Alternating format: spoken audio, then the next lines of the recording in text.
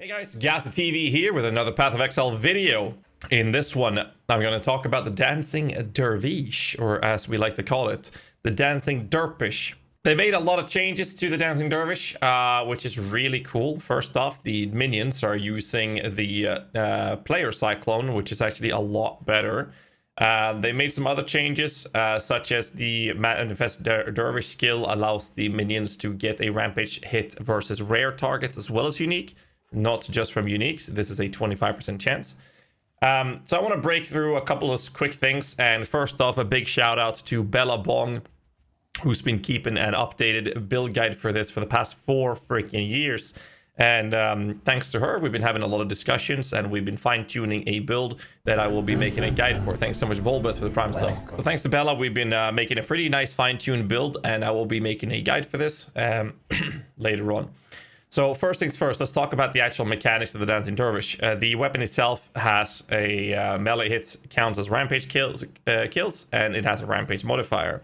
So what this means is that if you are attacking with a sword, such as rampage or any other melee attack, right, that uses the weapon, you're actually able to get rampage stacks yourself. Now, obviously, this would cost you sockets, but as you can see in the character, we're using 2 unset rings to fit all the gems that we need. So using that is a bit of a so-so. This is why we're still going to be playing with the flask approach for this build. I don't want to talk too much about the flask sustain. Basically, it's just picking up replenishing remedies and making sure you have the flask mastery. If you know your tree doesn't go down here, just oil replenishing remedy and spec into essence extraction and pick up the mastery from there instead. That's how you sustain the flasks. What's really important to understand is that the weapons don't use the Dancing Dervish weapon in that sense. They will have the damage from it, but the modifiers from the actual weapon does not actually apply. So the weapons themselves will not have melee hits count as rampage kills on any hit.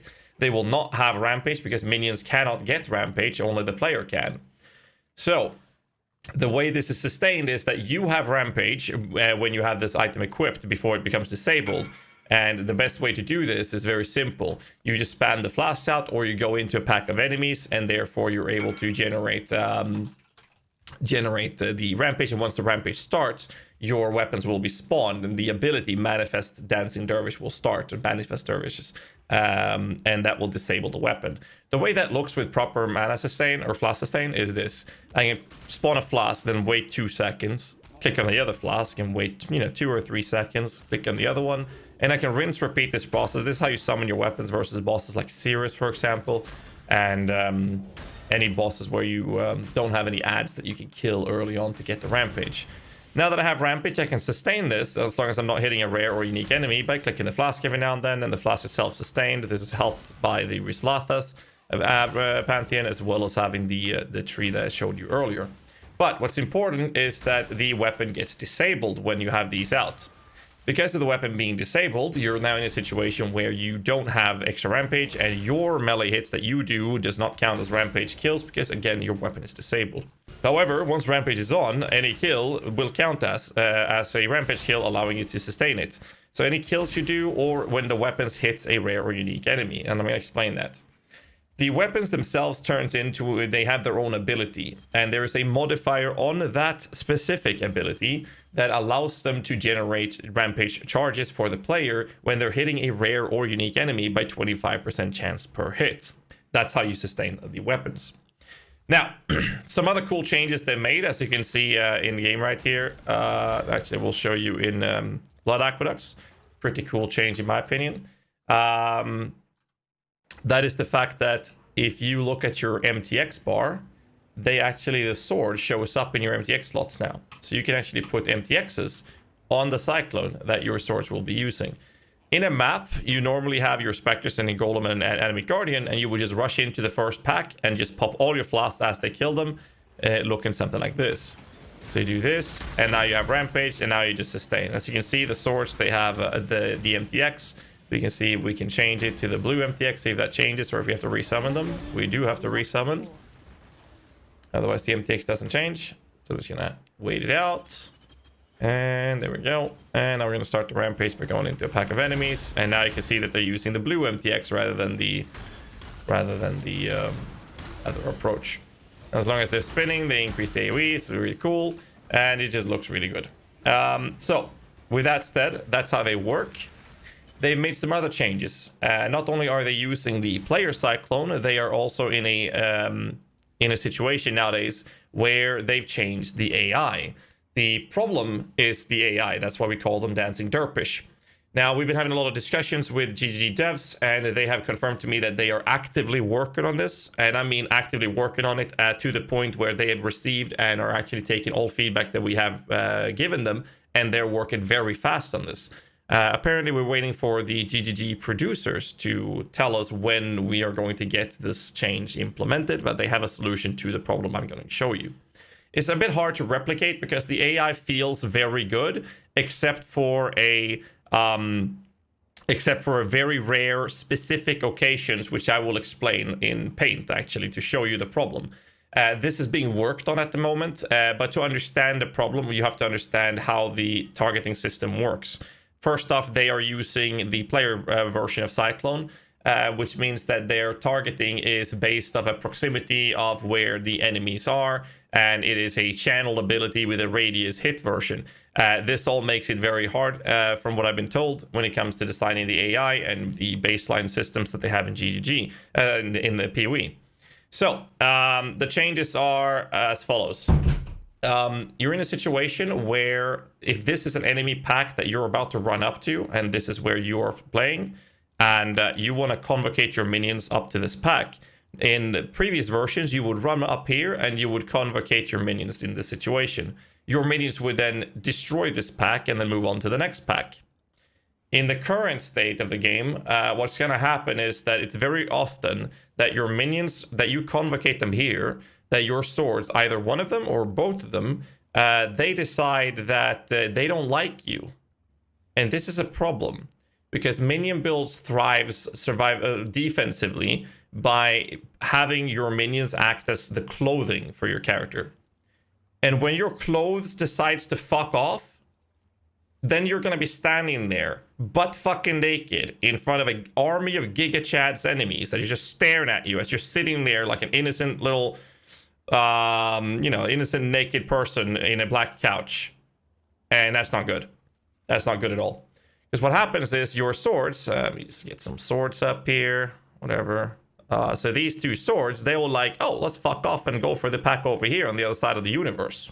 This happens quite often, and this is a huge problem, because then you're standing here and you're going to die because you're tanking this pack of enemies. So what happens in the system that they have is that the minions have a hard lock target system where there's a dynamic timer of where they're targeting, or hard locking their targets. The hard lock timer is a minimum of 0.17 seconds. Now, this is a little bit overkill information, but I wanted to share it. So they will actually hard lock on a target for 0.17 seconds, and often they will hard lock longer. That means that if your swords are fucking off this way, and they will have a minimum time of 0.17 seconds hard locked on a target here before they switch targets, they're very likely to lock longer than this, and they lock into another guy in here, then they're gonna lock to that target for even longer time, whilst you're sitting here on the couch being, fucked over by this pack of enemies. So basically, the suggested solution, I was told, this is not in the game yet, but the suggested solution that we're waiting for is that they are looking into the possibility of making the swords have a 50 times faster timer on switching to another target if the target is far away. Now, obviously, we'll have to see how this feels, because it's likely, it is possible that they would switch to one of these targets and then notice that, hey, these are very far from the player, let's just switch faster, and then switch to another guy that's still far away, presenting the same problem we have right now. But we can't tell before we've seen this change, obviously. So we'll see what happens. The biggest problem with this system is actually when you're playing things like boss rooms that you go into, or if you are, say, in a ritual room. Let's say that you pop a ritual, which is in here, and you suddenly are placed in the map, and you're convocating your minions, which are now, they're fucking, it's a weird looking sword, but whatever. So they're killing enemies in here, but suddenly they decide that they want to aggro something that's outside the ritual. If they do this, the result is that they will get hard locked here, completely hard locked in this position, and they will just spin and spin and spin at the edge of the ritual, trying to get to this target. And each time they switch target, at any given time they switch to anything that's outside of the ritual, they will do this. Whilst again, you find yourself butt naked on a black couch getting fucked over by an army of enemies inside the ritual. Now, this is a frustrating problem. But again, hopefully the fix that is suggested by the GGG devs that we've been talking to will hopefully sort this. But that's all I have to say. Like, it's a frustrating problem because the build itself is a very, very nice build. So before I end this video, I do want to show you some of the footage or the gameplay with this build. I am pretty low level. I've invested high budgets. It's about 18x, level 82. So I'm just going to do a low tier map, and I'll show you a little bit of footage from running the build itself. So let's just do this.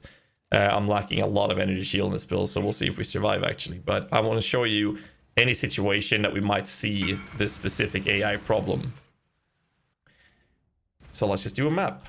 Like I told you before, normally I just go into the first pack and then I will just pop my flask. In this case, I will just do this, and now I have Rampage. And now I just sustain this, and I just run around.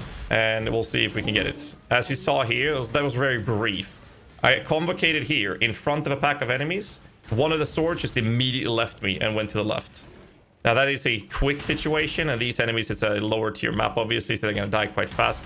It's a bit hard to notice this problem. In higher tier, this will just be getting more and more annoying.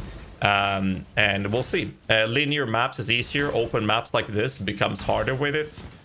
The problem is that the problem exists.